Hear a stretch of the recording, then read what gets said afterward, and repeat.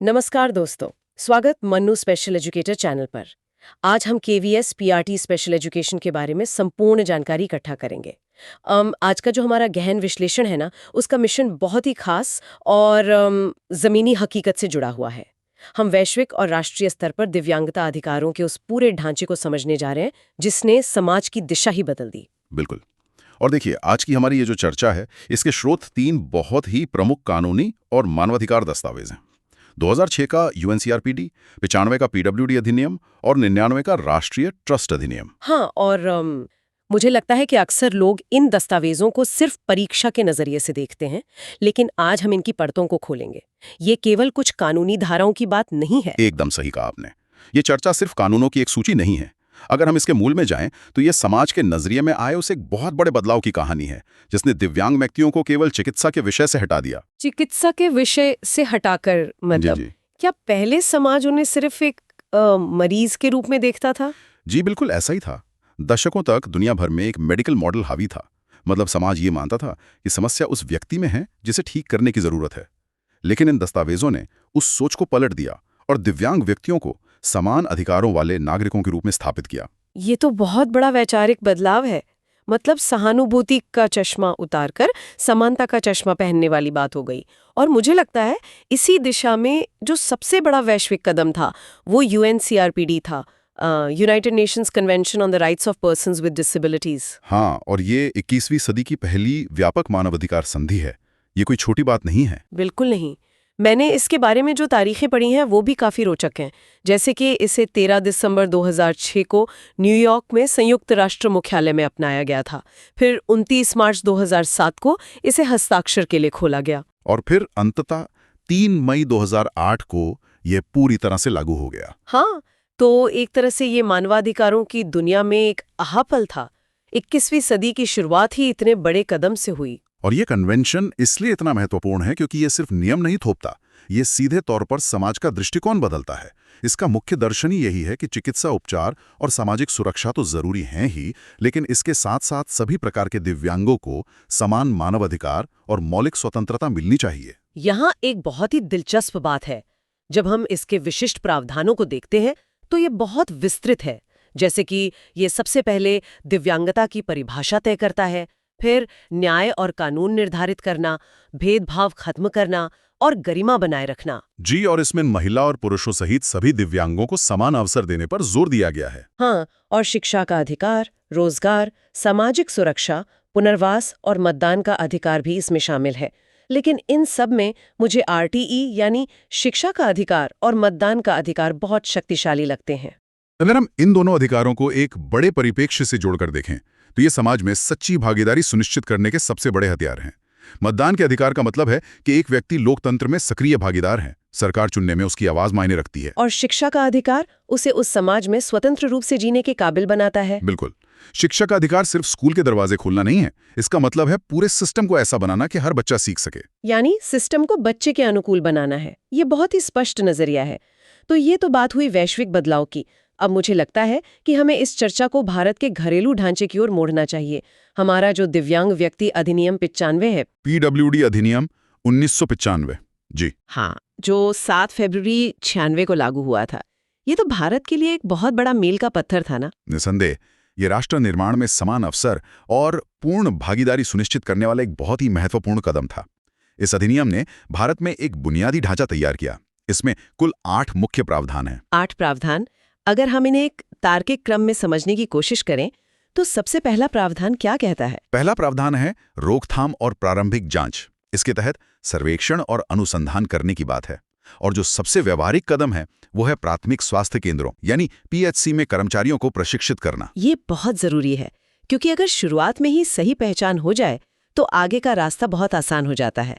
और एक बार पहचान हो जाने के बाद जो दूसरा कदम आता है वो है शिक्षा। मैं जब इसके बारे में पढ़ रही थी तो मुझे बहुत उत्साह महसूस हुआ। शिक्षा वाले प्रावधान में ऐसा क्या खास लगा? इसमें 18 वर्ष की आयु तक प्रत्येक दिव्यांग बच्चे को मुफ्त शिक्षा देने का प्रावधान है।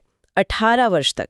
इसके अलावा मुफ्त किताबें, छात्रवृत्ति, स्कूल की वर्दी जैसी चीजें भी शामिल हैं। और इसमें विशेष विद्यालयों में व्यावसायिक प्रशिक्षण की बात भी कही गई है। साथ ही गैर औपचारिक शिक्षा को बढ़ावा देने पर भी जोर दिया गया है, ताकि कोई भी बच्चा शिक्षा से वंचित न रहे। ये सच में बहुत व्यापक है। और शिक्षा पूरी होने के बाद व्यक्ति का अगला कदम क्या होता है? रोजगार। यही इस अधिनियम का तीसरा प्रावधान है। बिल्कुल। रोजगार के तहत सरकारी नौकरियों में 1% आरक्षण का उल्लेख इस स्रोत में किया गया है। इसके साथ ही आयु सीमा में छूट और भूमि आवंटन के प्रावधान भी शामिल हैं, ताकि आर्थिक रूप से आत्मनिर्भरता आ सके। लेकिन आत्मनिर्भर होने और नौकरी पर जाने के लिए घर से बाहर निकलना पड़ता है, और अगर रास्ते में ही बाधाएं हो तो यहीं पर हमारा चौथा प्रावधान आता है, गैर भेदभाव, जिसे हम बाधा रहित वातावरण भी कहते हैं। हाँ, जैसे सार्वजनिक स्थानों पर रैंप बनाना और शौचालय, रेल, बस वगैरह में सुविधाओं की व्यवस्था करना, ये रोजमर्रा की जिंदगी से जुड़ी बहुत ही बुनियादी जरूरतें हैं। और इन बुनियादी जरूरतों को पूरा करने के लिए तकनीक और शोध की आवश्यकता होती है, जो हमें 5वें प्रावधान की तरफ ले जाता है, अनुसंधान और जनशक्ति विकास। मतलब नए उपकरणों का विकास करना। जी, सहायक उपकरणों का विकास करना और जो संस्थान पुनर्वास के क्षेत्र में काम कर रहे हैं उनका सहयोग करना। और ये उपकरण जरूरतमंदों तक पहुंचे कैसे, इसके लिए छठा प्रावधान है सकारात्मक कार्रवाई। सही कहा। सकारात्मक कार्रवाई के तहत कम दाम पर जमीन और घर उपलब्ध कराना और सहायक उपकरण देना सुनिश्चित किया गया है। यह एक बहुत ही सुविचारित ढांचा लग रहा है। और जीवन के उस पड़ाव के लिए जहां व्यक्ति शायद काम न कर सके, वहां 7वां प्रावधान है सामाजिक सुरक्षा। इसमें बीमा कवर और पुनर्वास के लिए वित्तीय सहायता शामिल है। और अंत में किसी भी कानून को सफल बनाने के लिए एक शिकायत तंत्र का होना आवश्यक है। 8वां प्रावधान शिकायत निवारण का है। अगर अधिकारों का उल्लंघन होता है तो आवेदन करने का एक विशेष प्रावधान इसमें दिया गया है। तो अगर हम इन 8 प्रावधानों को एक साथ देखें तो हम पाएंगे कि ये अधिनियम एक संपूर्ण इकोसिस्टम बनाता है, जहां शिक्षा से लेकर बुढ़ापे की सामाजिक सुरक्षा तक हर एक चीज का ध्यान रखा गया है। तो इन सब का क्या अर्थ है?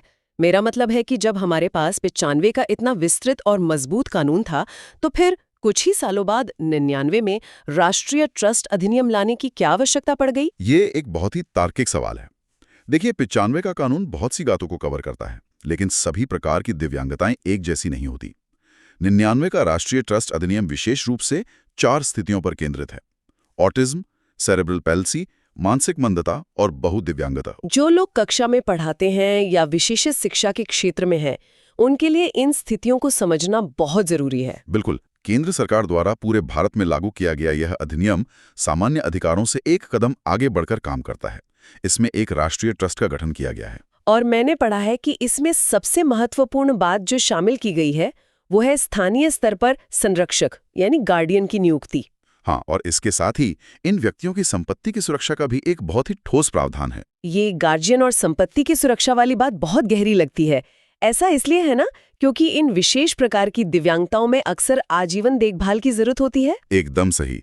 इन स्थितियों में व्यक्ति को कानूनी प्रतिनिधित्व और जीवन भर के लिए एक सुरक्षित सहारे की आवश्यकता हो सकती है। माता पिता हमेशा ये सोचकर चिंतित रहते हैं कि उनके बाद उनके बच्चे की देखभाल कौन करेगा, उसकी संपत्ति को कोई हड़प न ले। ये तो बहुत ही संवेदनशील मुद्दा है। इसीलिए स्थानीय संरक्षक की नियुक्ति और संपत्ति की सुरक्षा वाले नियम बनाए गए हैं। ये कोई कागजी बात नहीं है, ये एक बहुत ही व्यावहारिक और जरूरी कदम है जो परिवारों को एक बहुत बड़ी मानसिक शांति देता है। ये जानकर वाकई बहुत अच्छा लगता है कि हमारा कानूनी ढांचा इन बारीकियों को भी समझता है। तो आज के हमारे इस पूरे सफर को अगर हम संक्षेप में समेटें, तो हमने देखा कि कैसे UNCRPD ने 21वीं सदी में वैश्विक मानवाधिकार की एक बहुत ही मजबूत नींव रखी, और कैसे PWD अधिनियम 95 ने भारत के भीतर शिक्षा, रोजगार और गैर भेदभाव का एक पूरा इकोसिस्टम तैयार किया। हाँ, और अंत में राष्ट्रीय ट्रस्ट अधिनियम 99 ने ऑटिज्म और सेरेब्रल पाल्सी जैसी विशेष दिव्यांगताओं के लिए सुरक्षा का एक जरूरी घेरा बनाया। इस पूरी चर्चा को समेटते हुए मैं एक बात पर विशेष जोर देना चाहूंगा। ये सारी जानकारी सिर्फ परीक्षा पास करने या कागजों में दर्ज करने के लिए नहीं है। एक समावेशी समाज के निर्माण के लिए हर नागरिक को इन अधिकारों के प्रति जागरूक होना ही चाहिए। ये जागरूकता ही असल में जमीनी स्तर पर बदलाव ला सकती है।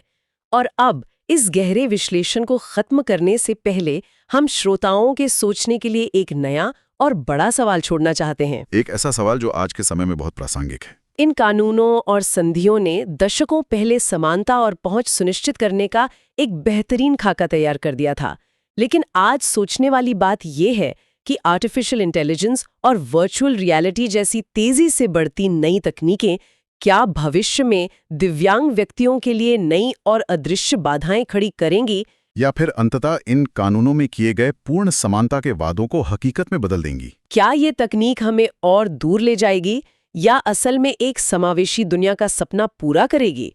इस पर विचार जरूर होना चाहिए। ये एक ऐसा विषय है जिस पर खुद से शोध करना बहुत दिलचस्प होगा। निश्चित रूप से। आज के इस विशेष विश्लेषण में शामिल होने के लिए बहुत बहुत धन्यवाद। हम जल्द ही किसी नए विषय के साथ फिर मिलेंगे। नमस्कार। अगर हम एक ऐसे क्लासरूम के बारे में सोचें जहां कोई बैक बेंचर है ही नहीं, मतलब जहां स्कूल की इमारत की सीढ़ियां किसी भी बच्चे का रास्ता नहीं रोक रही और जहां कागजातों की कमी किसी का भविष्य तय नहीं करती। ये सच में एक बहुत ही आदर्श स्थिति लगती है। बिल्कुल। और आज के इस गहन विश्लेषण यानी डीप डाइव में हम ठीक ऐसे ही एक समाज की रूपरेखा पर बात करने वाले हैं। आज हमारे सामने दस्तावेजों का एक ऐसा समूह है जो भारत में शिक्षा और अधिकारों की पूरी दिशा को बदल कर रख देता है। सही कहा आपने, ये बहुत ही अहम दस्तावेज हैं। मुख्य रूप से दो बड़े ढांचों पर हमारी चर्चा होगी।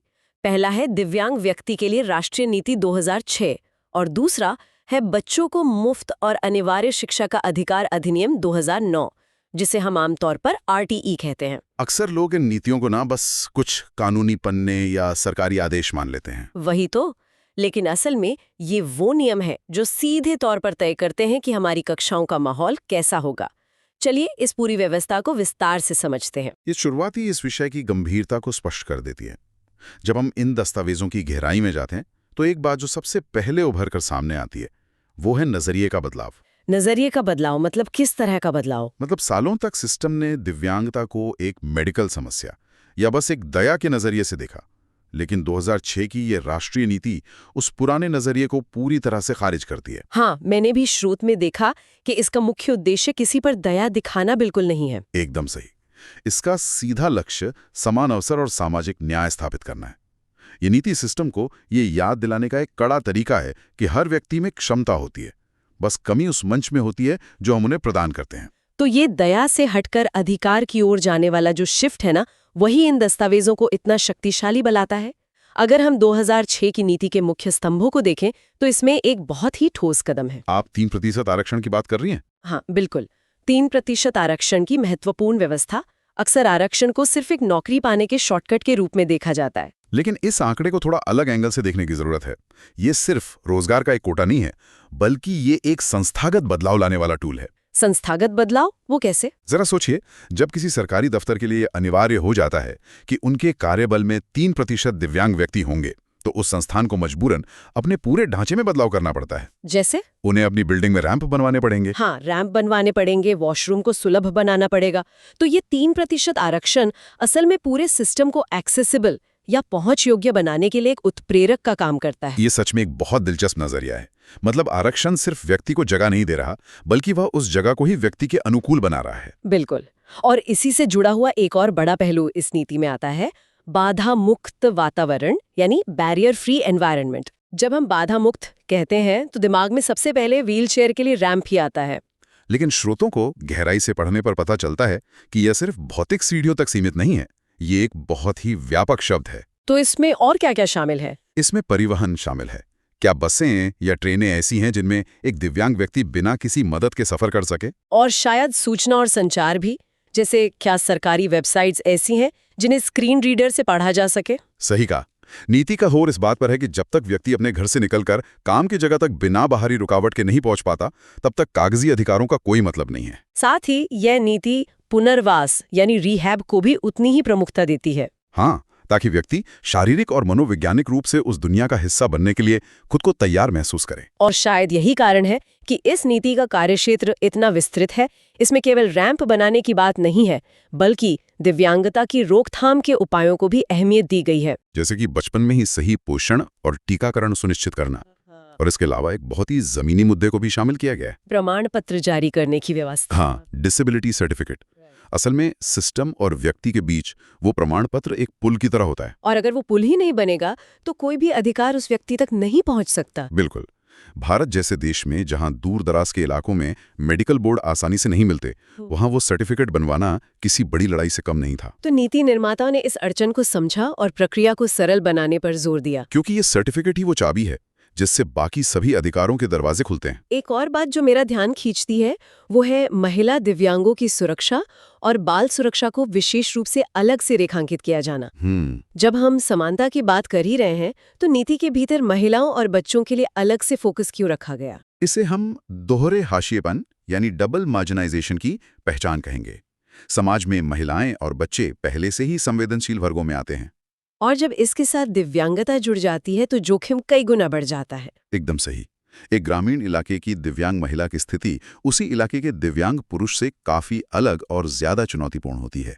इसीलिए विशेष सुरक्षा जाल बनाने की जरूरत महसूस की गई। और इस पूरी प्रक्रिया को जमीन पर उतारने के लिए गैर सरकारी संगठनों यानी एनजीओ को भी अहम भागीदार माना गया है। हाँ, क्योंकि सरकार की पहुंच हर मोहल्ले या गांव के हर घर तक नहीं हो सकती।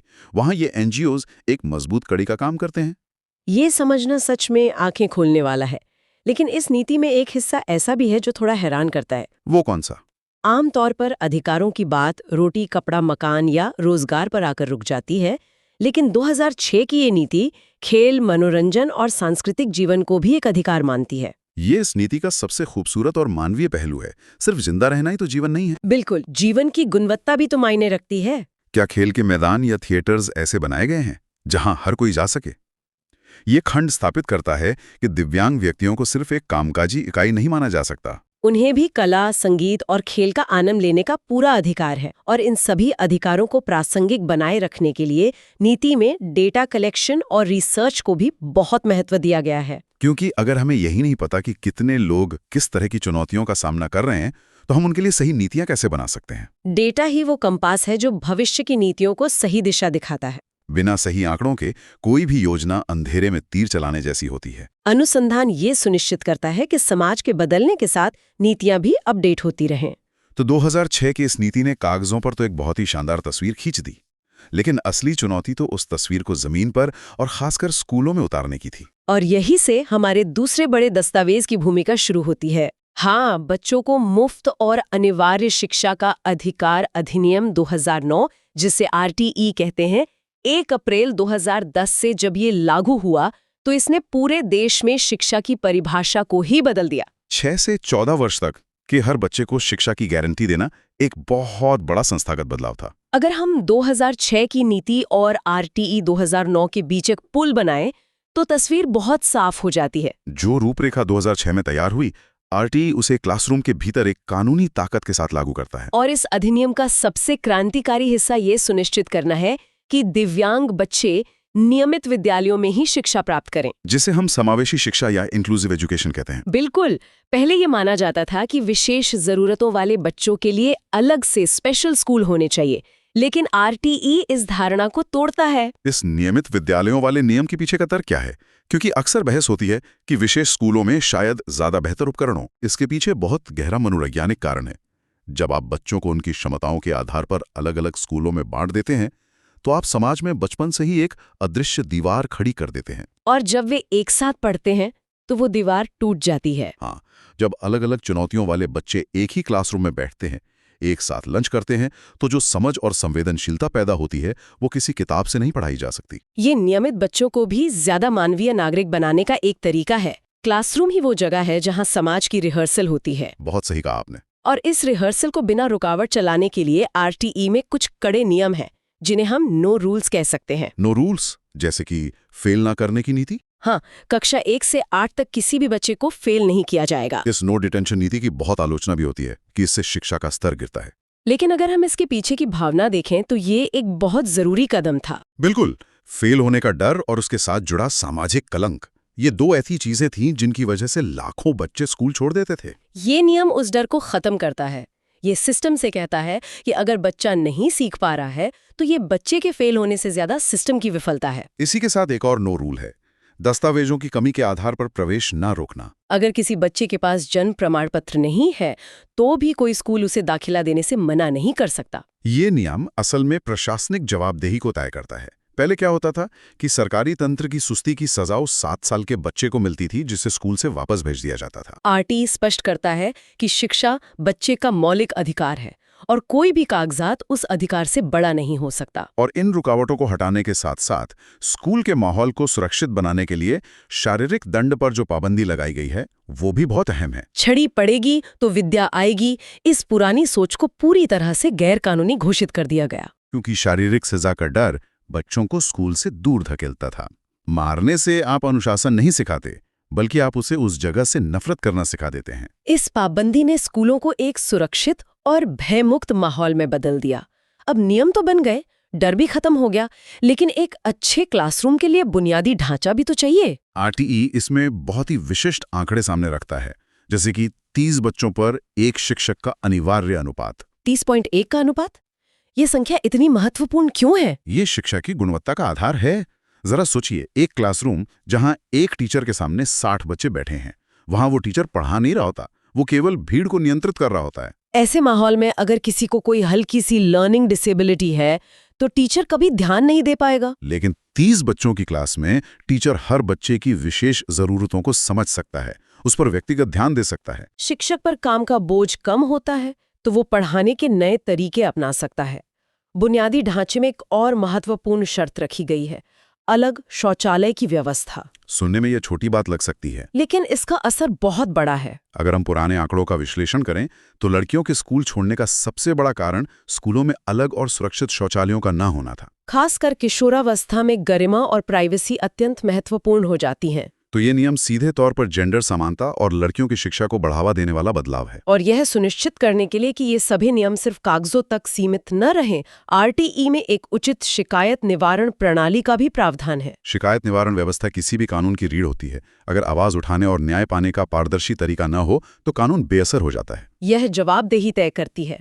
तो अगर हम आज की इस पूरी चर्चा को एक साथ पिरोएं तो एक बहुत ही स्पष्ट यात्रा दिखाई देती है। बिल्कुल, हमने 2006 की राष्ट्रीय नीति से शुरुआत की, जिसने 3% आरक्षण और बाधा मुक्त वातावरण की नींव रखी।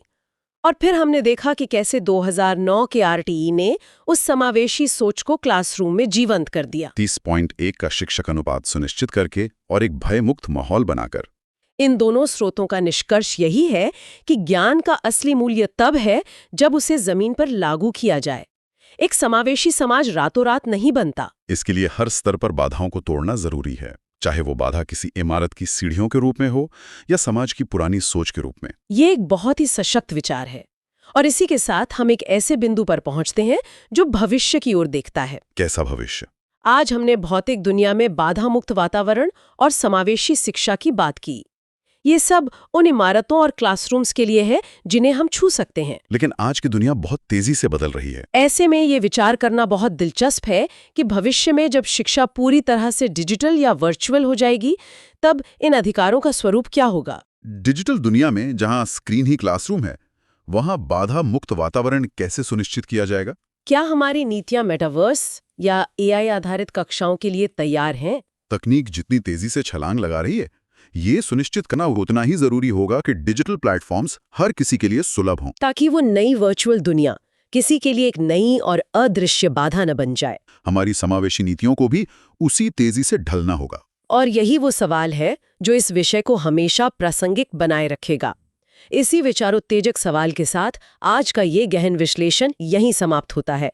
इन महत्वपूर्ण दस्तावेजों को समझने की ये यात्रा बेहद शानदार रही। सोचने और नए नजरिए तलाशने का ये सिलसिला चलते रहना चाहिए। अगली बार फिर मिलेंगे कुछ नए स्रोतों और नई जानकारियों की गहराइयों में उतरने के लिए।